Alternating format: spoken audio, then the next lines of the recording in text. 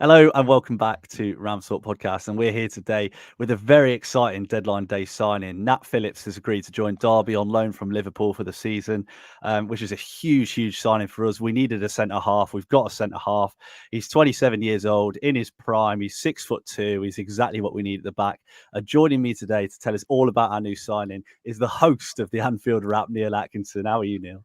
I'm very well indeed, and I'm pleased to see that there's enthusiasm around Big Nat. Well, I was going to say, before we get onto anything, I've got a few friends that support Liverpool and they've always raved about him. They've always loved him. Sort of what's the perception of him among the sort of Anfield faithful? He's the purest sort of old school central defender you could possibly imagine, who's capable of playing a bit. I think it's important not to sort of talk that bit down in amongst the idea that I've seen him play with blood and all of that sort of stuff. But that is the sort of central defender that he is. He's very much one who wins his headers, very much one who sees himself as winning his battles. He's got a really nice touch. And, I think you don't get to where you've got to playing for Liverpool if you can't pass the ball. I think there's different levels of that, obviously. I think there's obviously a gradation in terms of how good you are or aren't on the ball. But he's shown some good moments for us in terms of being able to play out from the back without ever sort of being able to describe him as a genuine sort of ball-playing defender. He is the sort of the quintessential old-school style centre-back. But the other thing he is and has been all the way through is Liverpool time. When he's had opportunities, he's just completely committed, full-blooded. I don't think you can talk that bit down, but also I think he's got a real brain as well. I think he reads the game pretty well. There's questions for me. The biggest issue isn't so much what he does with the ball at his feet. It's speed on the turn. If you play like Liverpool did under Jurgen Klopp and are doing under Arne Slot, you need to be able to defend really, really high up the pitch. And I think that's been the bit which, more than anything else, I think he's found toughest.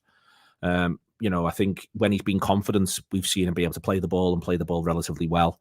But the confidence cannot substitute for pace. And that is my one biggest question mark for him, more than anything else. It is as simple as if you're defending your 18-yard box, he's going to be absolutely brilliant for you. If you're defending your halfway line, he's going to find it tough. Well, it's lucky because we never leave our own box, so he sounds like the perfect then, yeah.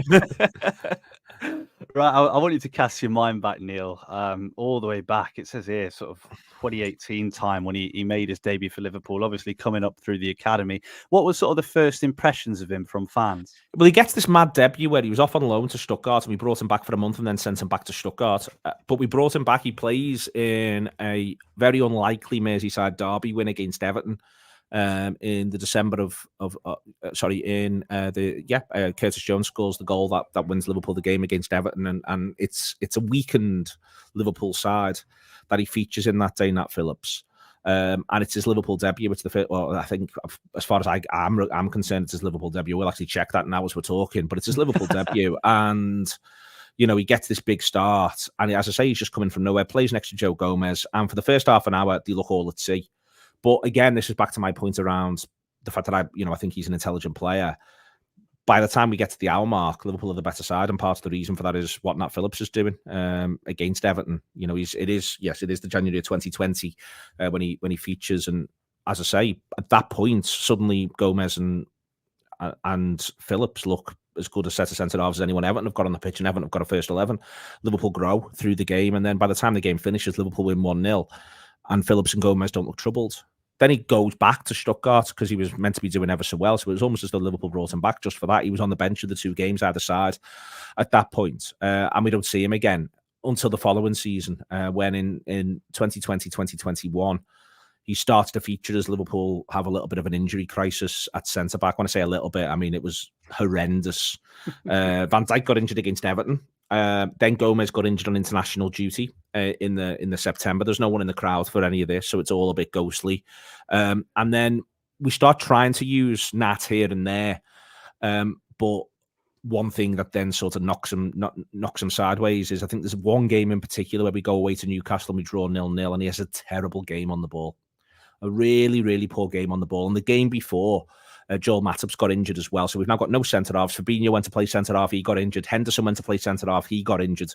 We had no central defenders whatsoever. We brought in Ozan Kabak and Ben Davies in the transfer window. Ben Davies never plays for us. But what the manager does as we get through begin through the year is I think he's doing a lot of work with him on the coaching pitch behind the scenes. And he begins to use Nat Phillips from the end of January. We end the season really strongly with Phillips playing centre-back next to Reece Williams. And we had to adapt how we played. We played a little bit deeper. We had Fabinho and Thiago in front of them, which obviously massively helped. There was a little bit of the idea of when the ball goes back there, everyone panicked. It was that idea of these lads need help. So we all helped, we all dug in. But Liverpool, the last 10 games, Liverpool win 8 and draw 2. And he's playing, and he's not playing against mugs, he's playing against Premier League sides. He scores. He sets up a goal at Old Trafford. He gets a goal himself against Burnley just as we're getting towards the end of that campaign. But we still need to win. There's pressure on all these games because if we don't win, we don't qualify for the Champions League. So the point being is that he's played for Liverpool against Real Madrid. He's played for Liverpool in matches that Liverpool absolutely had to win. He's played for Liverpool in a 4-2 win at Old Trafford, which, by the way, we'd all take going into this weekend. Nat Phillips is part of that and part of those teams. He's played for Liverpool in a 1-0 win at Molineux. He's played for Liverpool in a 3-0 win against Arsenal at the Emirates. Yes, 2021 Arsenal, but he's been part of that team as well. So it's important to say, to make the point here, he wasn't that Liverpool side struggles that season, and he doesn't get in when it's struggling at the most. But by the time that season's sort of being snatched out of the fire, he's actually on the pitch for that period. So Jurgen Klopp liked and trusted him and relied on him sort of towards the end, and his teammates did as well. And he was, by the end of it, he seemed quite a popular player, both within the group and within the fan base. Yeah, I mean, going back to that season, that was during the COVID season, wasn't it? And I remember it well because I think I watched every Premier League game pretty much the whole season. There's nothing else to do, was there? And I remember there was one game where you finished, I can't remember which one it was, but you ended up with that Reece Williams, Nat Phillips, Jordan Henderson back three, which is something I never thought I'd see, and probably something you never thought you'd see either. But I mean, that season to get himself onto the pitch, obviously to help you on that run towards the end of the season. Was that when Alisson scored that header as well? Yeah, he's on the pitch when Alisson, he's in their box when Alisson scores the header. Yeah, it's I mean, some turnaround that to sort of go from being on the periphery out on loan to coming into the team and making the impact. And I guess since then, you say, I was just looking at the stats, he's not really played too many games for Liverpool since then. How's he sort of fared out on loan? Well, he gets a couple of sub appearances the following season, but we bought Konate and everyone's back fit. So it's worth sort of pointing that out. He's now behind Konate in the pecking order, behind Gomez in the pecking order. Matip's back fit, and Van Dijk plays. That's the way in which it works. So he gets a couple of appearances. He comes off the bench, I think, when we beat Atletico Madrid. He then starts in the San Siro in a game we win 2-1 against AC Milan. That's his first start of the season, and there's the clip of him doing the Cruyff turn, which everyone loves. But he was that player in that he was just, by that point, his confidence, he's self-possessed, he knows where he is on the pitch. I think that was, in a way, it's a little bit of a shame he didn't get the opportunity to build on the previous year. Not because I think he'd be a starter or that we'd be even entertaining the idea of keeping him right now, but I think he would have got to show the next level of development. I think that would have been a good time for him to have got a move that summer to a Premier League club, because then what happens is we get into that January, and towards the end of that January, he then goes off and goes to Bournemouth and actually gets a lot of starts. I think he plays 17 of the 18 games he's available for against Bournemouth, and they get promoted out to the Championship.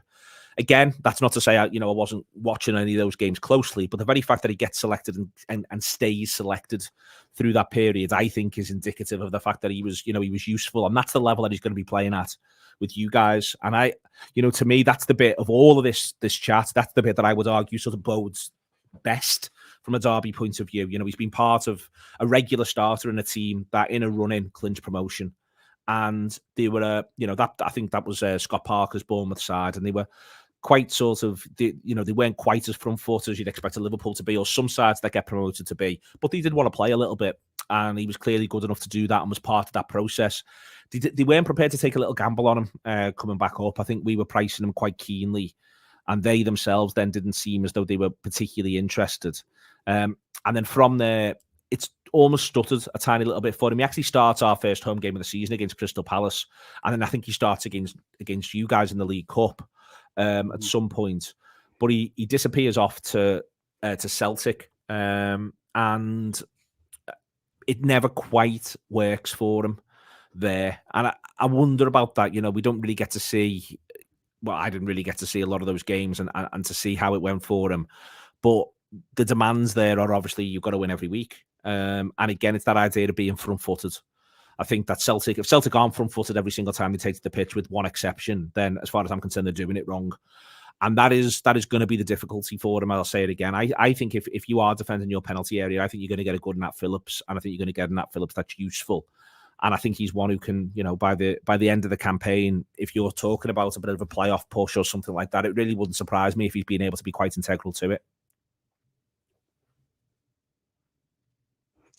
Yeah, it's an interesting one with that, because I'm sort of having a look at, you know, the teams that he's played for. You know, obviously yourselves, Liverpool, Bournemouth getting promoted to the Premier League. You've got Celtic, who you say are meant to play sort of win every single game every week. You've got Cardiff, who were sort of up there pushing for the playoffs last year. Derby's thing this year is quite literally just avoid relegation. You know, we sit really, really deep. We try and hit teams on the break. Is that sort of more suited to his style of play? Yeah, and he gets 17 appearances for Cardiff as well. You know, 17 starts for Cardiff. So I think again, you know, he's done well enough, and Cardiff got on the march a little bit at the end of last season. I feel a little bit like, yeah, it will. You know, I think it'll suit him down to the ground, but I think the key question really is if the aim is just to stay up, then I think you've got someone who's more than good enough to contribute to that, and we can look at course and distance. I think ultimately, I think he's going to be one of those players who I feel as though will spend his career possibly being a Premier League standard, possibly being of Championship standard. And I think there's a lot of those players who end up in that sort of grey area, which I think makes it a little bit difficult to genuinely assess them, because that you don't play that level of game that often in a bit of a funny way. You either look completely out of your depth, and you know you play against the top 10 in the Premier League at the minute, and the level in every single way, from physicality all the way through to tactics, you know, technique, is so special. And then you look at the sort of the bottom 8 of the Championship at times, and it's closer to what feels like League One level. That sort of grey area of the sides that could go up, and who they then play, I think is a really difficult one to gauge and judge. And also the other thing that I see whenever I watch the Championship is, if anything, it's now arguably got one of the widest, the breadth of styles of football that you'll get in any single division. You know, I think if there's I'm very, if I say very pro the Premier League, I'm not pro a lot of aspects of the Premier League, but I think the Premier League is currently in really good nick in terms of the quality of player that you can get. But what that leads to is, I think a lot of sides play really rather similarly. And it's good football, but if everyone plays good football, there are times where you just feel a little bit, you know, you're looking for those deviations. Whereas the Championship, you can go from a side that can play very direct to a side that'll play like Southampton did last season and look after the ball beautifully. I thought Southampton played gorgeous stuff in the Championship last season. So you can have these sort of, you can get more variance in that. I think that is a good thing for Nat Phillips, in that I think he'll be more than happy to be able to mix it up with the direct stuff, but he's also played against far better variants of the more intricate technical variety of football as well. So I think that Phillips ultimately, I think, will become a very good Championship defender. I think he might be out of contract with us at the end of this season. It's either the end of this season. Yeah. So he's out of contract with us, and it wouldn't surprise me if he does well at Derby. There's interest maybe from Derby, but from any genuinely upwardly mobile Championship side, with the idea that we think we can go up this season, and the idea of getting Phillips in on a free might appeal to them. The flip side of that is he may well become the sort of player who, once they've got up on a free, could be in slightly the boat that I think Ipswich's Cameron Burgess is going to end up in, where they've gone up, they've now recruited. He might not have started anyway, and now they've brought in a couple of additional players, including someone like Dara O'Shea, and it becomes really difficult to see where Burgess gets his game from, but he actually was a crucial part of what just happened in the Championship. I think that's where Phillips's level is going to sort of end up. But that means that I think he's in great nick to help a Derby side if your aim is primarily to just finish about 15th. Yeah, we take 15th right now, mate. Trust me, we take it. It is quite funny to think, because obviously I don't know if you know James Collins, but the thought of going from training with Mo Salah every day to playing with James Collins, Derby fans will get that, and probably very quite entertaining. Very different standard of player, I think he's going to be playing with.